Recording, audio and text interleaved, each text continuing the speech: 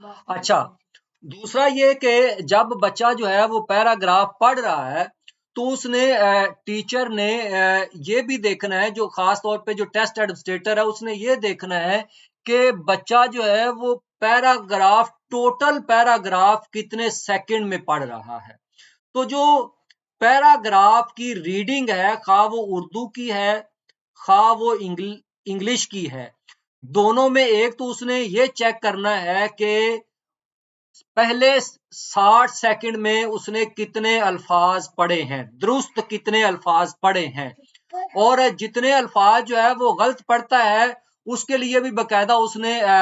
X x जो है वो लिखता जाएगा, बाद में काउंट कर लेगा कि कितने अल्फाज जो उसने गलत पढ़े हैं। 10 सेकंड में उसने कितने गलत अल्फाज पढ़े थे, और इसी तरह से पैराग्राफ में उसने जो है वो कितने अल्फाज जो है वो गलत पढ़े हैं, ये उसने काउंट कर लेने हैं। तो ये पैराग्राफ की रीडिंग जो है वो इसको भी बकायदा तौर पे ये खासा जो है वो एक मतलब अंडरस्टैंडिंग वाला काम है कि आपने ये देखना है कि 60 सेकंड में बच्चे ने कितने अल्फाज पैराग्राफ में से दुरुस्त लफ्ज के साथ पढ़े हैं और कितनी उसने गलतियां की हैं, और मुकम्मल पैराग्राफ जो बच्चे ने वो कितने सेकंड में पढ़ा है। और बकायदा तौर पे जो OMR शीट है उस पे आपने ये सेकंड्स में ये चीजें जो है वो मेंशन करनी है। उसके बाद आगे जो है बोलने की मुहारत का जायजा। अब ये टॉपिक जो है वो दिए गए हैं, 10 या 20 टॉपिक दिए गए हैं। अब उनमें से जो बच्चे हैं, मतलब आप यूं समझ लें कि 1 3 5 7 9, आप यूं समझे कि उनको अगर आपने खुद से जो है वो टॉपिक दिया है, सिलेक्ट करके दिया कि इस टॉपिक के बारे में बच्चा जो है वो बोले, तो आपने नोट करना है कि बच्चा जो है वो कितनी देर तक उस टॉपिक के बारे में जो है वो खुद से बोलता रहा है। आपने एक टॉपिक दे दिया बच्चे को, वो उर्दू का हो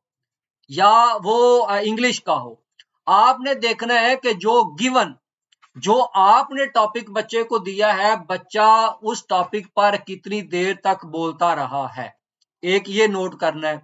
दूसरा ये कि जो टॉपिक दिए गए हैं, मतलब 2 4 6 8 और 10, ये जो रोल नंबर है इवन और ओड के हिसाब से आप देख लेंगे कि ये जो है वो आके जो है वो खुद से उस टॉपिक को देखें कि कौन सा टॉपिक जो है उन्वान जो है उनको लगता है कि वो उस पर बोल सकते हैं, तो फिर वो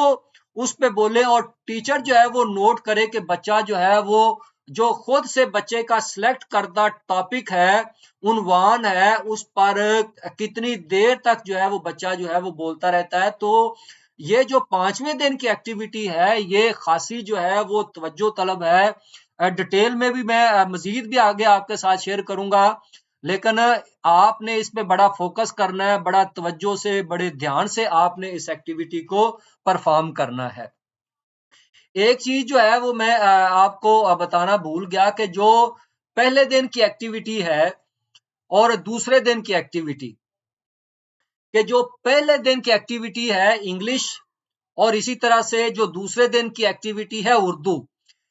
इस असेसमेंट में उर्दू को और अंग्रेजी में जो पहले 5 सवालात हैं, आपको शुरू में मैं बयान किया था कि एक सिंगल पेजर भी निकलना है, वो ऑफसेट प्रिंटिंग, जो वो पेज निकलना है उस पे एक पैराग्राफ दिया गया। मतलब इंग्लिश का अगर पेपर है तो इंग्लिश वाले दिन जहां पे वो डिजिटल प्रिंटिंग जो आपने बच्चों को तकसीम की वो निकलनी है, साथ एक सिंगल पेज भी निकलना है,